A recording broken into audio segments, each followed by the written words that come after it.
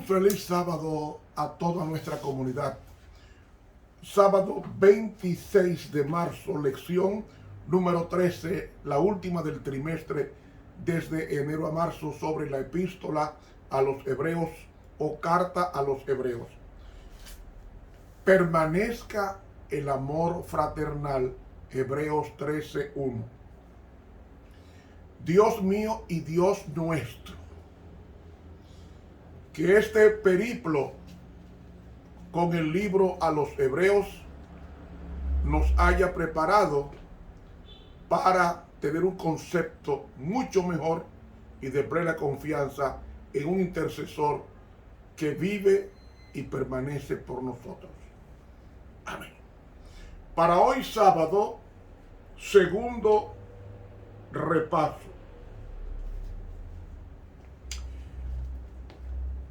Al concluir ayer la exposición histórica de los idiomas bíblicos, Pablo, cuando escribe la epístola a los hebreos, fue escrita antes de que Jerusalén fuera destruido, el templo y la ciudad. ¿Por qué Dios permitió que Jerusalén fuera destruida por los romanos y el templo, que era el buque insignia de la nación? Porque por dos razones. Ellos, cuando regresaron del exilio de 70 años, ellos mas nunca adoraron a un ídolo. No se registra en la Biblia a ningún judío adorando a un ídolo. En los 70 años de cautiverio aprendieron a odiar la idolatría. Pero el diablo es muy sagaz. ¿Sabe qué hizo ese señor? Que Herodes levanta el templo, porque los gobernantes, como Herodes, eran puestos por Roma, porque Judea era una colonia de Roma. Y el rey Herodes, puesto por Roma, fue cruel con los judíos. Y Herodes no creyó en Jesús como el Mesías. Recuerden que él mandó a matar a los niños de 2 años para abajo, en Mateo capítulo 2. Y luego los demás Herodes sucesores, no se conoce a ningún Herodes que se haya convertido al Señor. De la sucesión herodiana no se conoce un Herodes en el Nuevo Testamento que se haya convertido al Señor. Un rey, no lo hay. Pero cuando Cristo fue rechazado por el mismo pueblo al cual él vino a morir,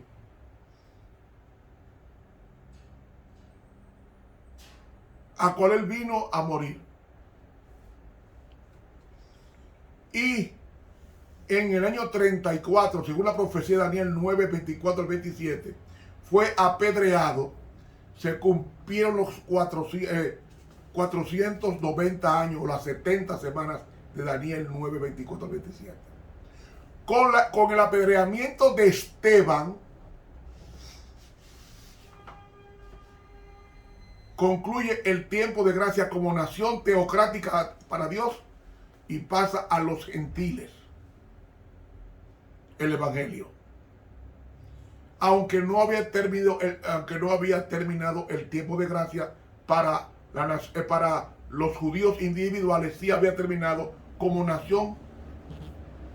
nación escogida por Dios con sus privilegios derivados. Pasó a ser el evangelio al mundo entero y no solamente de Israel nada más. Porque el propósito del evangelio con Israel era ponerla en el medio de la tierra como ombligo y que ella diseminara ese evangelio de símbolos del Antiguo Testamento hasta que llegara el Mesías del Nuevo Testamento.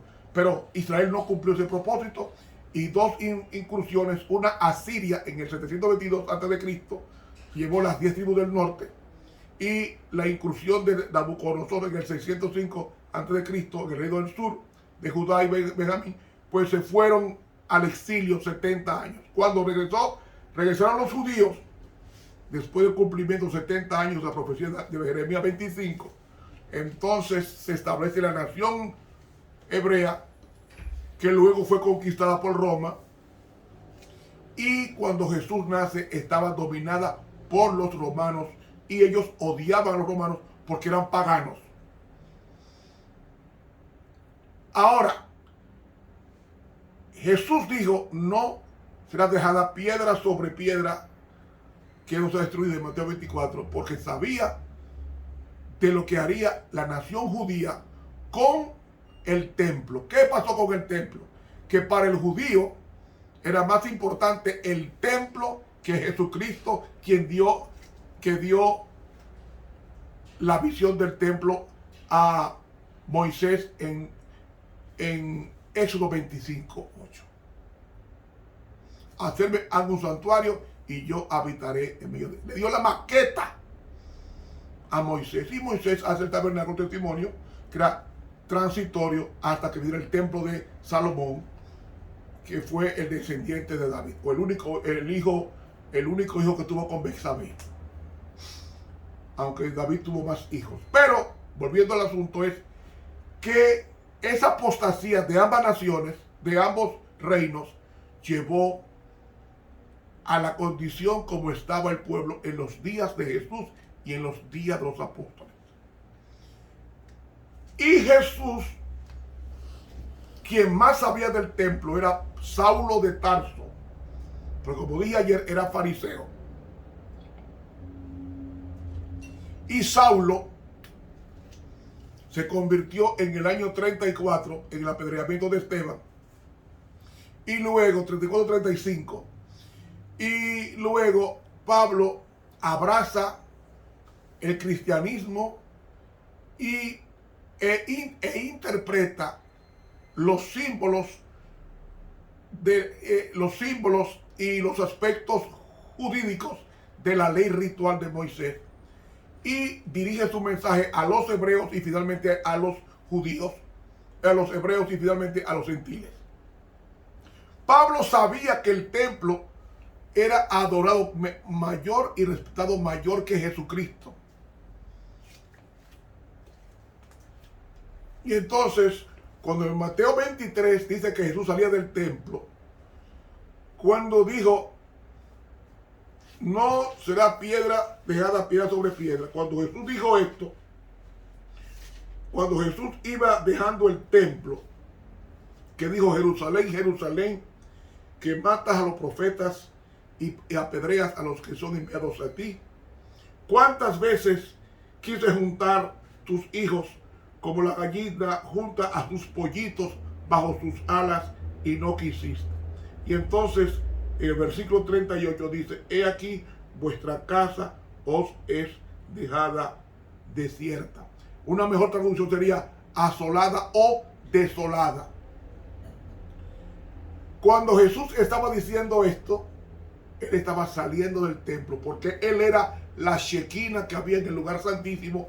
La Shekinah ambulante era Jesús, que solamente el sumo sacerdote tenía acceso una vez al año a estar en contacto con la Shekinah en forma presencial, o Shekinah, que es la correcta pronunciación en el hebreo. La Shekinah, que era la luz que emanaba del lugar santísimo, específicamente del Arca del Pacto, entre los ángeles. Pues Jesús fue esa Shekinah que anduvo con una vestimenta humana en las calles polvorientas de Palestina.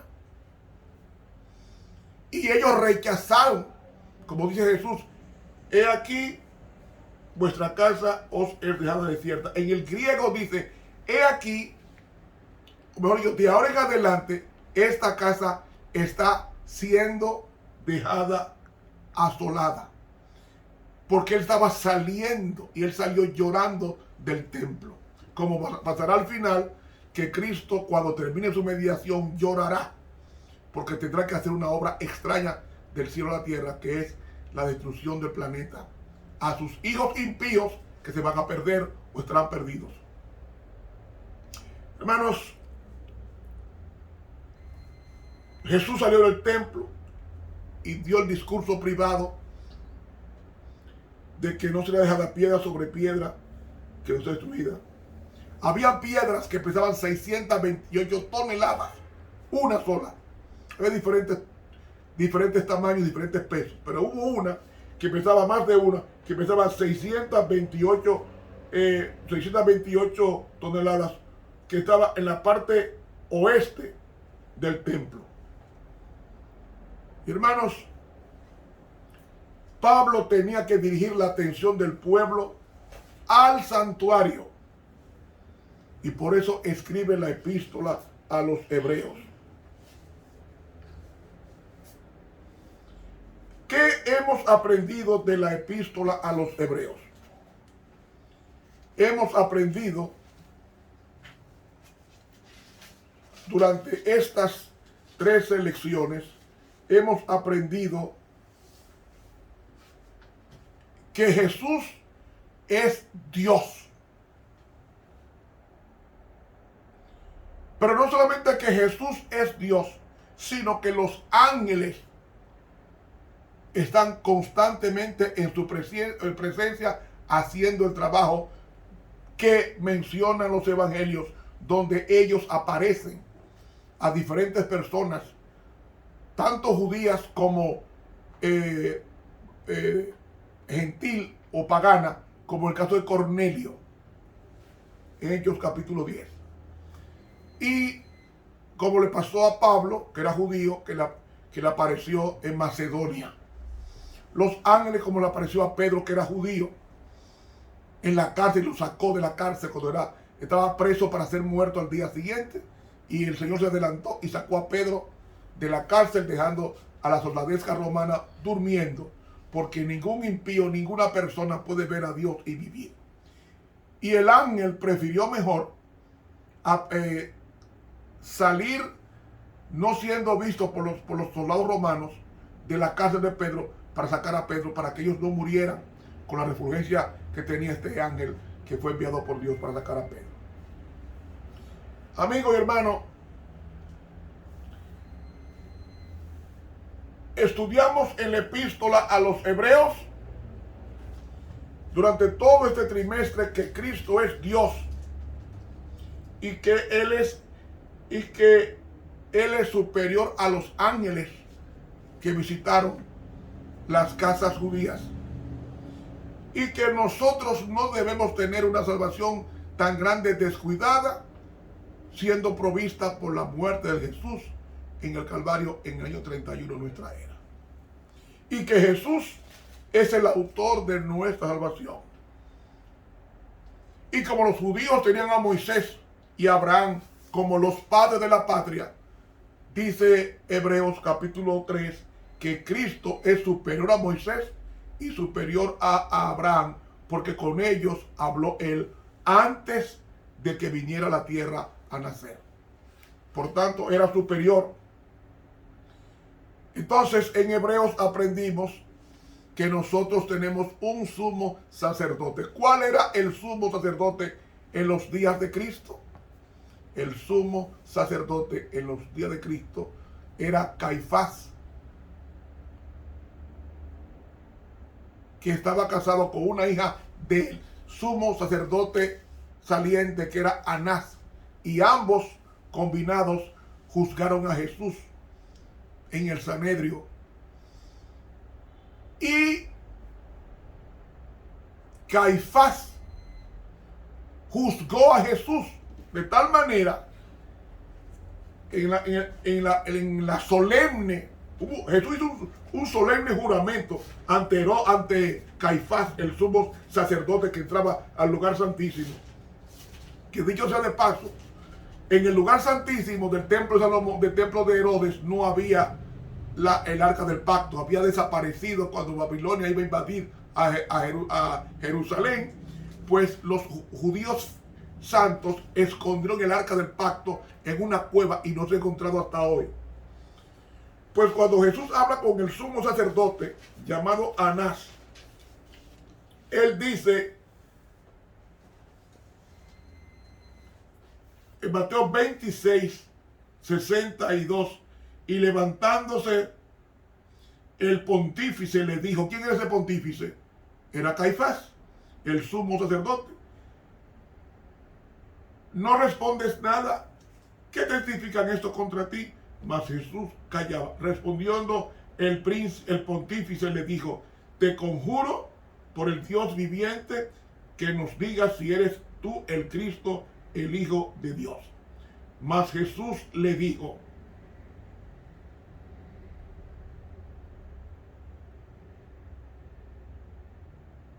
cuando Caifás le preguntó a Jesús,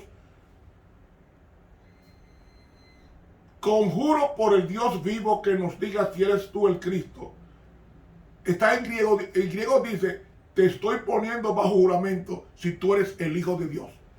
Y Jesús le dijo, tú lo has dicho. Y entonces él cita a Daniel 7:13, cuando dice, desde ahora habéis de ver al Hijo del Hombre sentado a la diestra de la potestad de Dios y que viene en las nubes. Realmente el griego dice sobre las nubes de los cielos, porque esas nubes son los ángeles, dice la pluma inspirada. Entonces, ya el sumo pontífice fue depuesto en el año 36. Jesús murió en el 31, 5 años después fue depuesto el sumo sacerdote Caifás. Y entró una rebatiña de luchas intestinas en Jerusalén hasta que el año 70 de nuestra era es destruido el templo. Ahora, ¿dónde los judíos van a adorar? Para esto que aparece Pablo con la epístola a los hebreos. Y él dice textualmente que tenemos un sumo sacerdote. No es Caifás. No, el sumo sacerdote, porque Caifás, revisando la historia, Caifás murió en el sitio a Jerusalén en el año 70 de nuestra hora. Murió, fue asesinado. Yo estuve investigando. Caifás fue asesinado cuando el templo de Jerusalén fue destruido. No había sumo sacerdote, no había templo. Entonces Pablo, anticipándose a eso, escribe la epístola a los hebreos para decir que nosotros tenemos un sumo sacerdote que traspasó los cielos, Cristo, ministro del santuario, el dueño del santuario. Y que su sacerdocio era según el orden de Melquisedec. ¿Por qué el orden de Melquisedec? Porque el sacerdocio aarónico caducó cuando Cristo murió en la cruz. Ese sacerdocio aarónico o levítico caducó para Dios, porque ya los símbolos se habían encontrado con la realidad que era Cristo, el Cordero de Dios que quita el pecado del mundo. Y él se presentó cuando resucita ante el Padre y es nuestro intercesor. Por tanto, yo no tengo que ir ante ningún ser humano a pedir, a confesar mis pecados. La Biblia dice, si alguno hubiere pecado, abogado tenemos para con el Padre, a Jesucristo el justo. Es decir, Dios quiere que nosotros vayamos, no ante ningún ser humano, sino vayamos en oración a Dios y confesemos nuestras maldades, nuestras culpas, nuestros pecados, y Él nos promete perdonarnos y tratarnos como hijos suyos arrepentidos. Eso lo aprendimos nosotros en hebreo, y el sacerdocio era según el orden de Melquisedec, porque Melquisedec era de Jerusalén, y el sacerdocio levítico tenía que ser de la tribu de Leví. Pero al desaparecer la tribu de Leví, en el sacerdocio, con el rasgado del velo del templo, al morir Jesús, que el corderito que iban a matar salió corriendo, que estaba atado, y el templo fue rasgado de arriba abajo, diciendo ya el acceso al lugar santísimo es a través de Cristo, no a través de Caifás ni de Anás. Y por eso es, mis hermanos y amigos, por eso es que Cristo, al ascender al cielo, es ungido. Primero se unge el santuario y luego se unge el sacerdote. Y Cristo fue ungido en el día de Pentecostés y cayó la iglesia del Espíritu Santo, que fue el poder que hizo que en 20 años el evangelio fuera predicado al mundo entero, y uno de esos hombres fue San Pablo. Para mí Pablo es hombre digno de imitar después de Jesús. Cuánto amor por las almas, cuánto amor por las almas, cuánto amor por las iglesias, cuánto amor por los dirigentes, cuánto amor. Y amigos y hermanos, como el sacerdocio de los Melquisedec era de Judá, Cristo sería el sacerdote según la tribu de Judá. Y ahora Él intercede por nosotros. ¿Por qué la tribu de Judá? Porque de Judá vienen los reyes.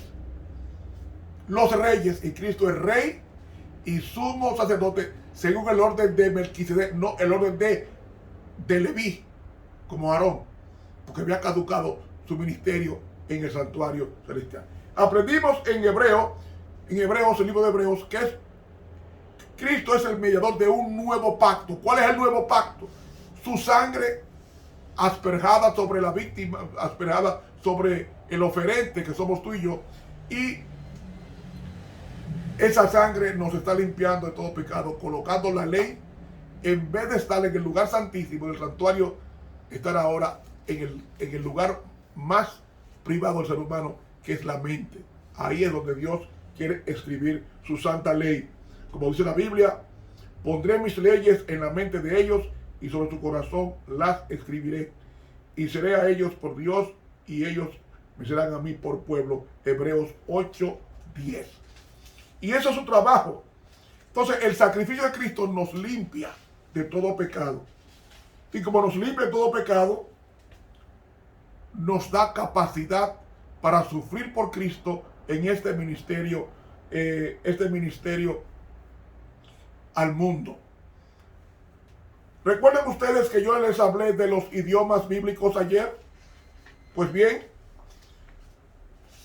cuando se escribió la epístola a los hebreos, existían 4 tipos de amor en el mundo griego. Estaba el amor eros, que era el amor pasional. Y viene la palabra erotismo, del dios Eros, el dios sexual griego. Otra palabra para amor era la palabra torqué, que significaba cariño, recíproco o admiración. Estaba la palabra filía, que es el amor fraternal, que he hablado en la epístola en el capítulo 13, hablando del amor fraternal, que se escribe Filadelfia, se escribe Filadelfia y se pronuncia Filadelfia en el griego. Ahora, filo es un vocablo compuesto, como dije al principio de semana. Filo significa hermano, Filadelfia, Delfos hermano, filio amor. Filio de fileo viene, fileo amar en el griego. Entonces, Filadelfia es un vocablo compuesto de Delfos, que es hermano, y fileo, que es amor. Entonces, el amor fraternal que estudiamos nosotros en la epístola, en el capítulo 13 a los hebreos, nos habla sobre el amor fraternal. ¿Qué es el amor fraternal? Es el amor de respeto, de consideración a mi hermano, porque quiera ser, aunque usted sea apellido Gutiérrez y yo sea Romero, todos venimos de Adán, nuestro padre, y todos somos hermanos en consecuencia. Todos somos hermanos en consecuencia. La diferencia es el apellido, no el apellido, pero la misma rueda de la creación, que es Adán, es el padre de toda la humanidad. Y Cristo era hijo de Adán, y también Cristo era padre de Adán, porque Adán fue que Cristo hizo a Adán, pero cuando por descendencia Cristo nació de Adán, de la descendencia de Adán.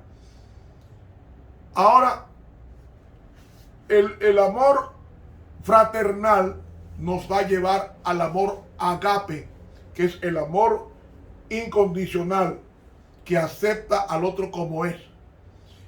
Cuando dice 1 Juan 4:8 que el que no ama no conoce a Dios, porque Dios es amor. La palabra amor ahí en el griego es el cuarto aspecto, el agape, un amor puro, desinteresado.